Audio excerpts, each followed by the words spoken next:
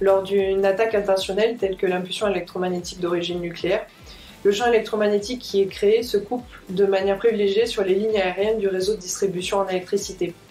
Des parasites sont alors générés, ce sont des parasites de très forte intensité, extrêmement courtes, et qui se propagent dans le réseau de distribution jusqu'à nos prises d'énergie, donc nos alimentations, nos systèmes électroniques. De nombreuses études ont montré que ces systèmes électroniques étaient vulnérables et étaient très souvent détruits par ces parasites qui étaient conduits au sein du réseau électrique. Et donc ces parasites voient en premier lieu au niveau de la prise électrique les alimentations par exemple de nos PC portables.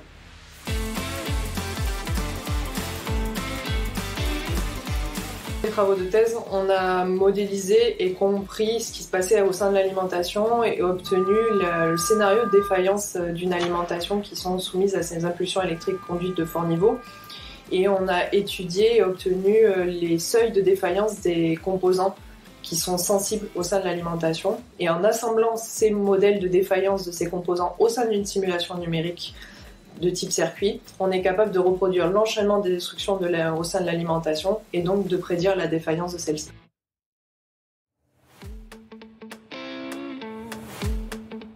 Dans l'étude de vulnérabilité des systèmes ou des infrastructures civiles ou de défense et pourra être utilisé dans le cadre de protection des systèmes électroniques.